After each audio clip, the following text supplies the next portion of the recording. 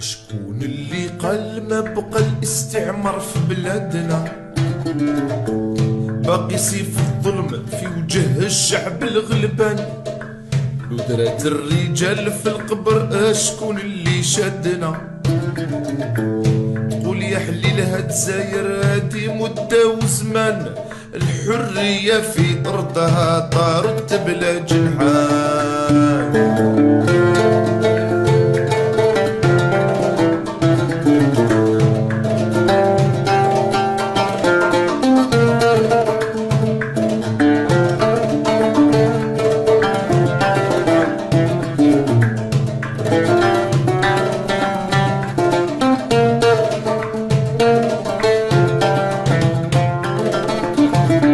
Donc, l'indépendance.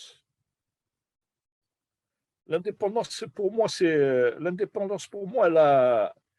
est un des moments les plus curieux de l'histoire de l'Algérie.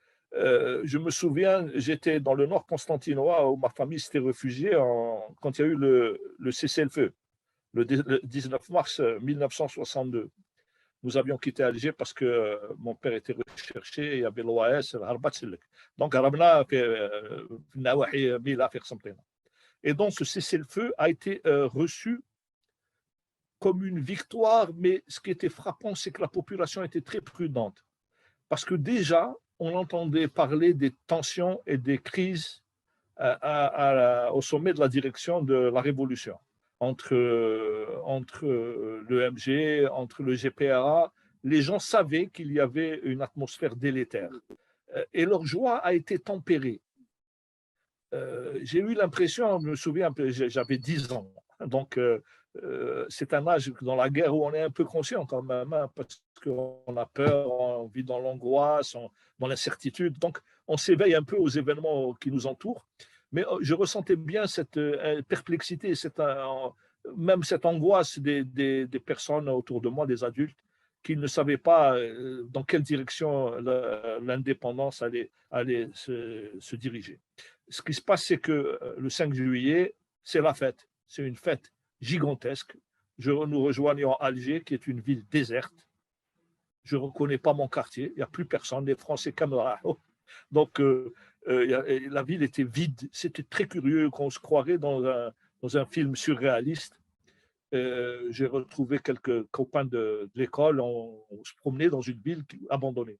Et très vite, les gens sont arrivés. Beaucoup de gens, surtout l'Adjin, qui étaient les réfugiés مساكن اللي كانوا في الحدود التونسية en particulier. Et la ville reprend un peu de l'espoir, un peu de vie. Et cette vie, elle est aussi pas aussi festive, pas aussi joyeuse, pas aussi heureuse qu'on pouvait s'y attendre.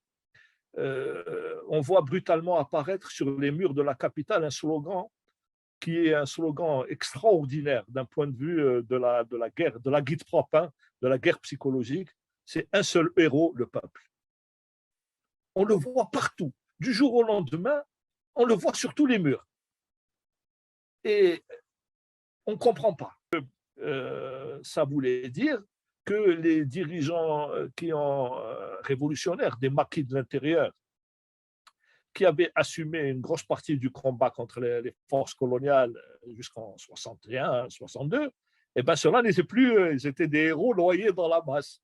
Donc, cette atmosphère de l'indépendance, c'est une atmosphère à la fois festive, de très grande fierté, et déjà d'introduction du doute politique, de la méfiance. Il y a de la réserve qui s'exprime. Et à partir de septembre 62, c'est-à-dire quand l'armée des frontières rentre à Alger, cette méfiance, elle devient tangible.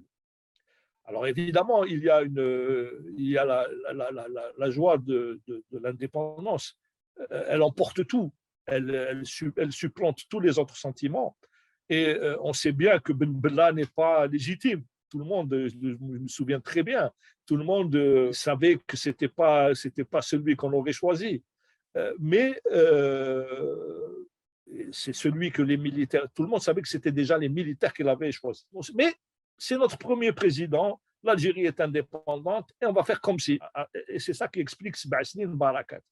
Beaucoup c'est qu'il y avait la volonté d'en finir avec un climat de très grande violence et le fait de donner une chance.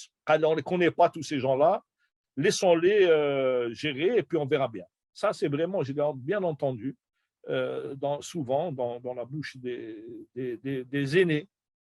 Et c'est comme ça que, par exemple, des opérations comme Sendoq Tadamoun, ce fonds de solidarité créé pour donner un peu de moyens à un État qui n'en avait pas, a eu le succès qu'on connaît. Les gens ont donné leurs bijoux, les femmes algériennes ont donné leurs bijoux, les hommes ont donné de l'argent, non pas parce qu'ils avaient une confiance aveugle en Ben Bella, mais surtout pour consolider leur État. Ça, c'était très fort, c'est le ressenti dans la rue. Mais on sait bien que nous sommes en présence d'un coup de force. On sait bien qu'on est en présence d'une prise de pouvoir.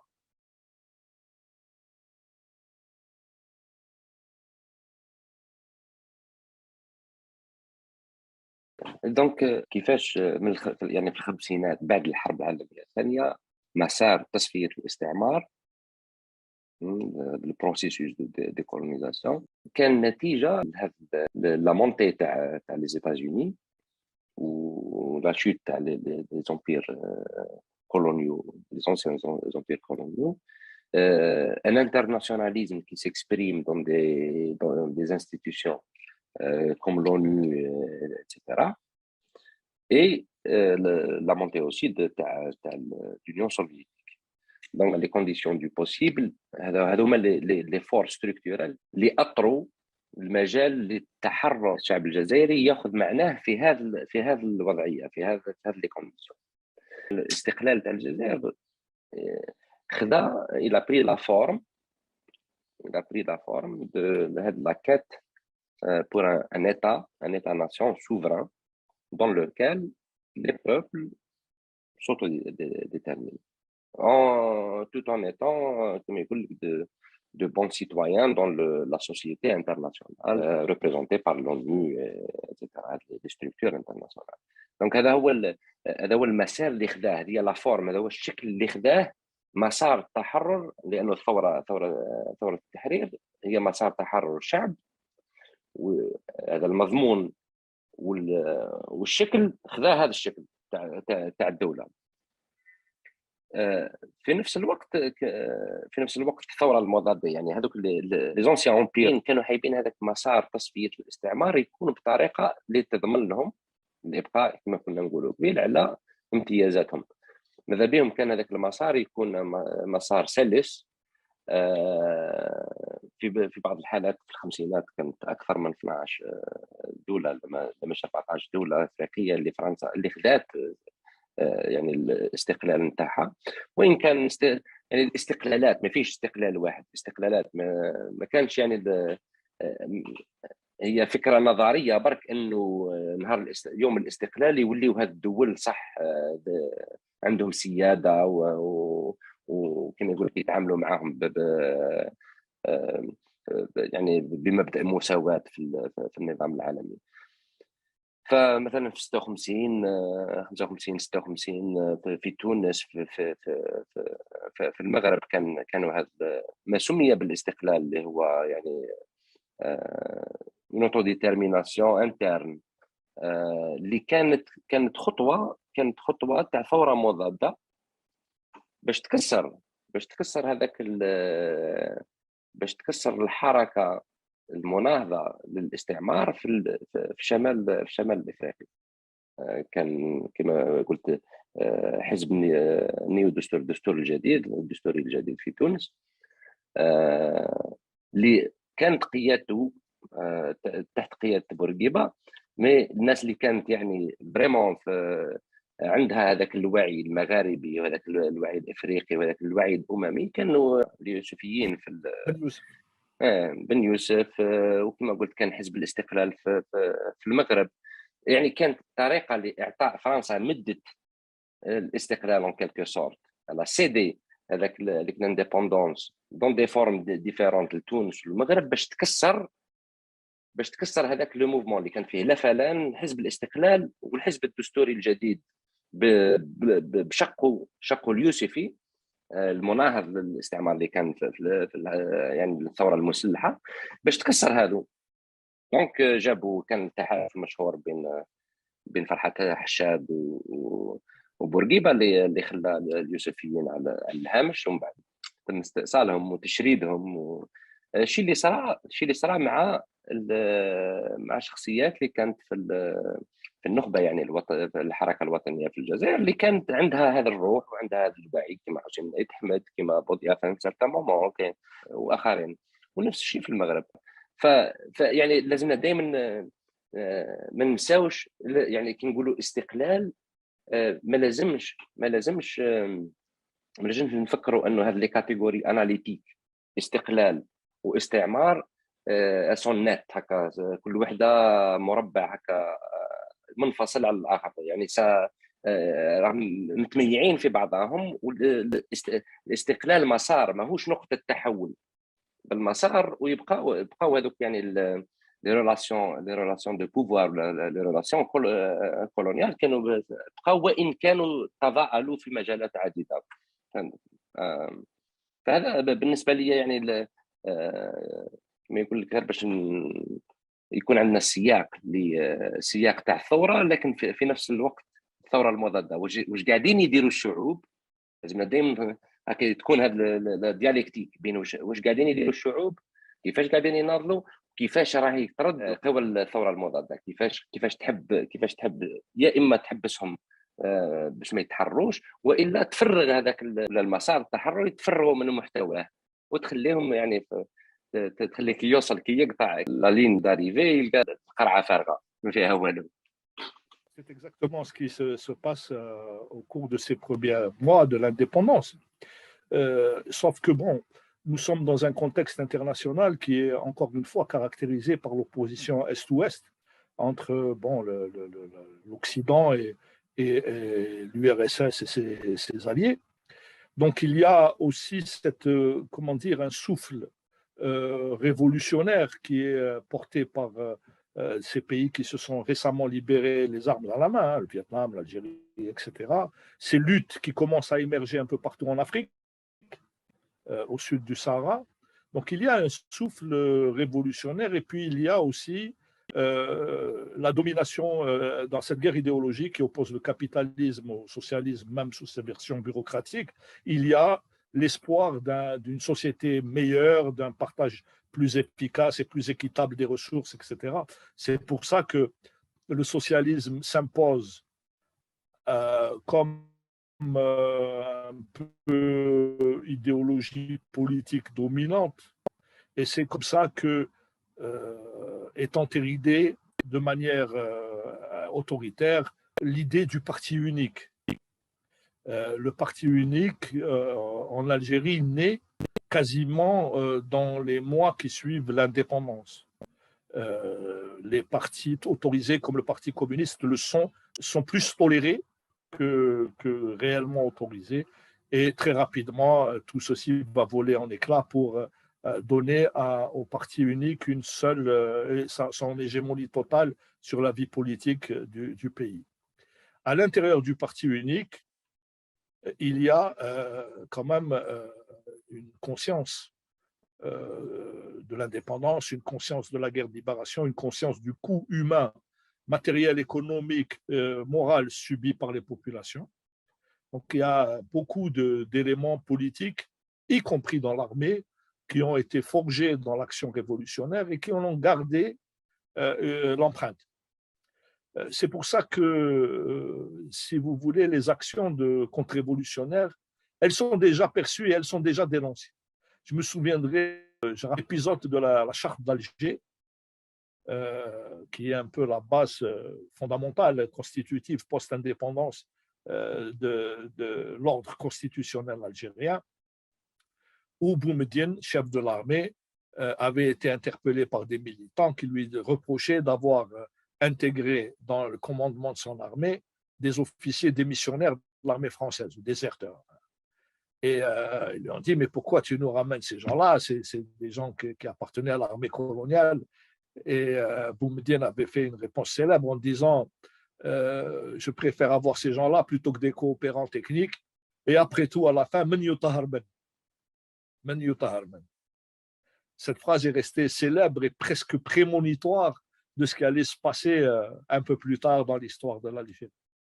Donc, cette phase d'incertitude, cette phase de tâtonnement, elle se termine le 19 juin 1965 par un coup d'État militaire en bonne et due forme, qui met fin à la dynamique politique introduite dès 1946 par le MTLD. Cette dynamique à la fois revendicative, mais aussi de débat. Il y a une culture du débat, une culture qui est annulée par le coup d'État de 65, où tout le pouvoir est confié à la direction militaire et au service de sécurité.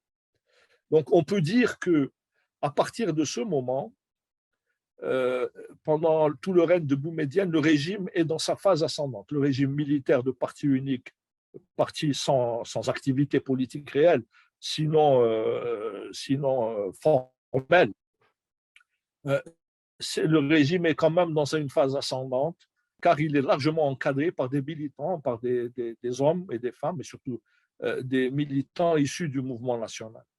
Donc l'intérêt général du peuple, la volonté d'aller au-devant des besoins de la population et de la société existe bel et bien.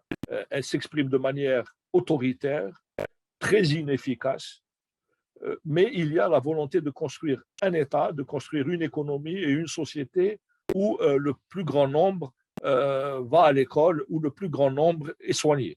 Ça, c'est une vérité qui fait qu'aujourd'hui, il est difficile d'avoir une approche manichéenne et simpliste de ce que fut le régime de Boumedienne. Il était traversé de ce courant-là.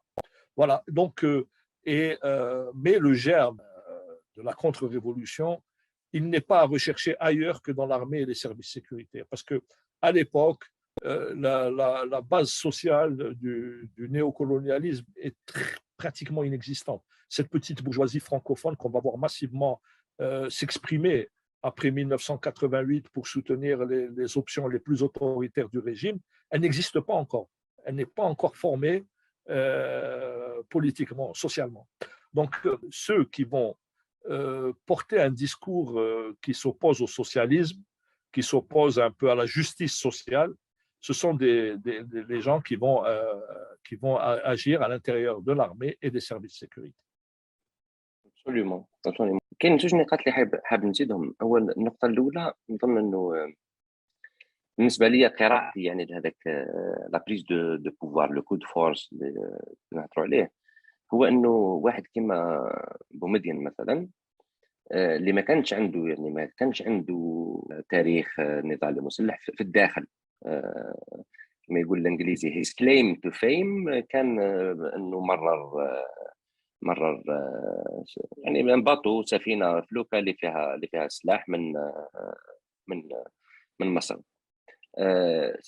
فبالنسبه ليه ما عندوش كقائد ليتا ماجور جنرال، ما كانش عنده الشرعيه في عينين المجاهدين اللي كانوا في الداخل، اللي بورقعه اتسترا، ما كانش عنده هذيك الشرعيه. فهذه من جهه.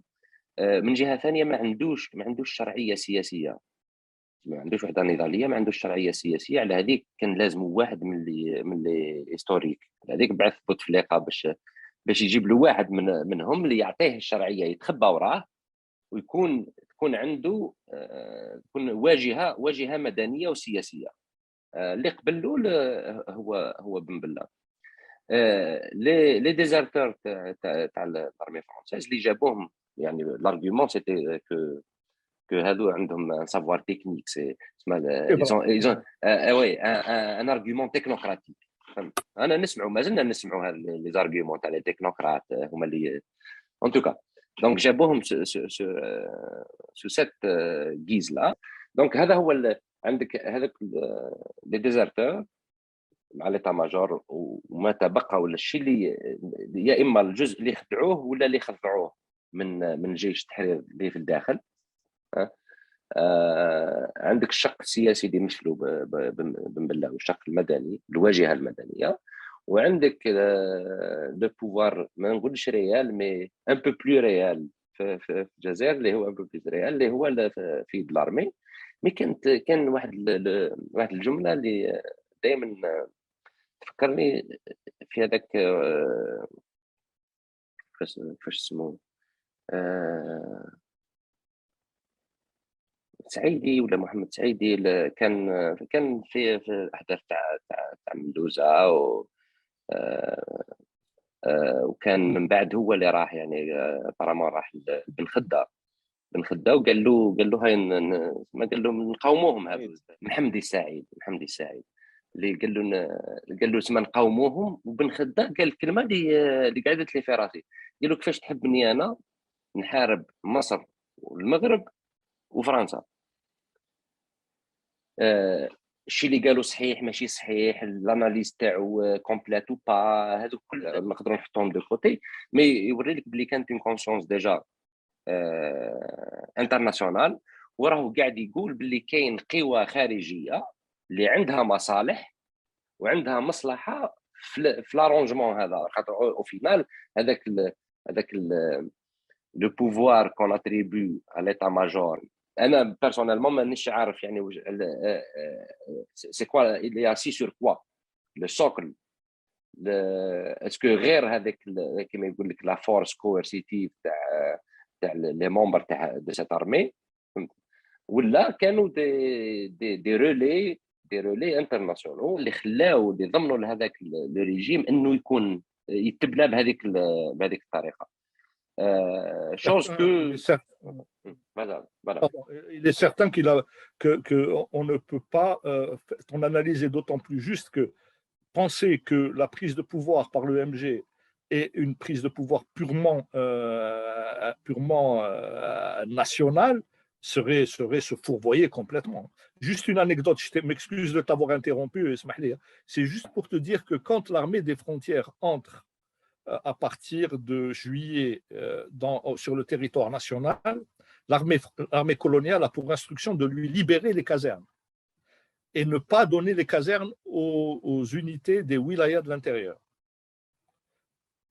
Donc ça, c'est un signe qui indique très précisément vers quel camp s'oriente le colonialisme et l'ancienne puissance coloniale. L'entrée de l'armée des frontières surprend beaucoup tous les militants de l'intérieur parce qu'on voit arriver une armée de chars, de blindés. Voilà, on voit arriver des camions, on voit arriver des gens habillés de pied en cap, alors que les wilayas de l'intérieur, on avait du mal à leur trouver des pâtes au gaz. Donc, on voit une armée, qui n'est certainement pas une armée européenne, ou là, en tous les cas, mais en tous les cas, une armée organisée, structurée, disposant de moyens. Et effectivement, c'est une armée, déjà, une armée de coup d'État. Et voilà. Donc, c'est هذوك هما les interlocuteurs نتاع الاستعمار. En tout cas يعني هذا pour dire هذا ليس انتقاصا من اي احد ولا من شيء اللي داروه، بغض النظر عن الاشخاص، لانه الاشخاص ممكن ما كانوا بومدين ولا ممكن ما نقدروش نعرفوا واش هي النيات، ما نقدروش نحكموا على النيات، نقدروا نحكموا على الشيء اللي تندار. ديمقراطية المدرسة ولا التعليم، ديمقراطية الصحة، كما يقول لك البنى التحتية، الانفراستركتور اللي دارت، النسيج الصناعي اللي دار. كاين الناس اللي ربما عندها نقد ولا كريتيك هذاك لي اندسترياليزون اتسيتيرا، هذيك النظريه هذيك ممكن سا ديسكوت. لكن في نفس الوقت انا نشفى على روحي، كبرت في الجزائر اللي اول بيسيكلات اللي ركبتها هي كالما كانت يعني الفريجيدار اللي كان في دارنا سيتي اونيام، لا تيلي اوسي. نشفى باللي كنت في العيد نحب نشري حوايج من ديستريج اللي هما فيهم دي باسكات اللي يخدموا في نقاوس، ما كانوا دي شومي، لا كانوا مخدومين جوبونس في تبسه ولا يافي كان نسيج صناعي وكان سافوار فير تكنيك ماناجيريال. هذا اللي ما نقدروش ننكروه ونشوفهم كنجاحات كوم دي زاكي. ما نجيش نقول لك انا هذا النظام بومدين اللي دارهم لانه هذيك هي الايديولوجيا نتاعو. peut-être qu'il était sous contrainte لانه il pouvait pas faire autrement que مع شعب خارج من ثوره التحرير ويطالب بالعداله او بالعداله الاجتماعيه وكل هذا. ممكن داروا ماشي اسمها كما يقول لك ماشي à cause de lui mais malgré lui. Que ce soit malgré lui ou à cause de lui, ce qu'on a objectivement, c'est que qu'un tissu industriel, une démocratisation de l'éducation, de la santé, une distribution plus ou moins équitable des ressources. Donc voilà,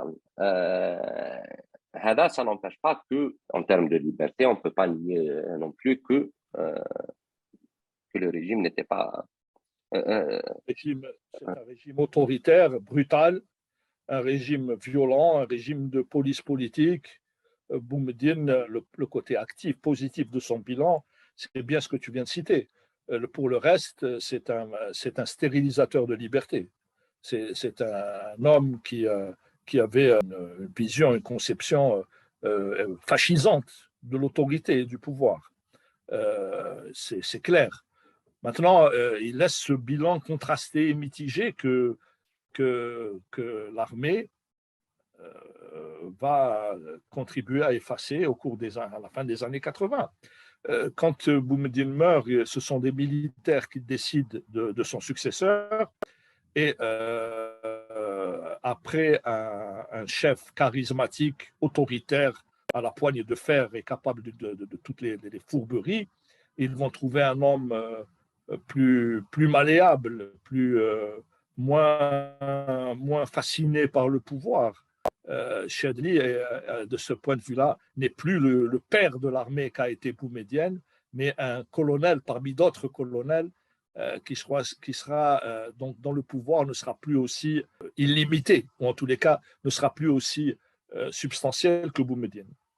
Et pour répondre un peu à la fatigue de la population qui en avait déjà assez des pénuries, qui en avait assez de ce climat de malvie installé à la fin de Boumediene. Vous vous souvenez peut-être pas, vous étiez jeune, mais il y avait à l'époque beaucoup de très nombreuses pénuries et un mécontentement qui s'exprimait presque à haute voix.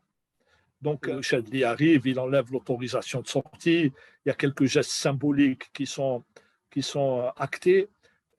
Ça permet une certaine détente, laquelle détente va être nourrie par la première hausse des prix du pétrole. Je ne sais pas si vous vous souvenez du choc pétrolier du début des années 80 qui porte le baril à des niveaux très élevés pour l'époque, c'était à $40 le baril.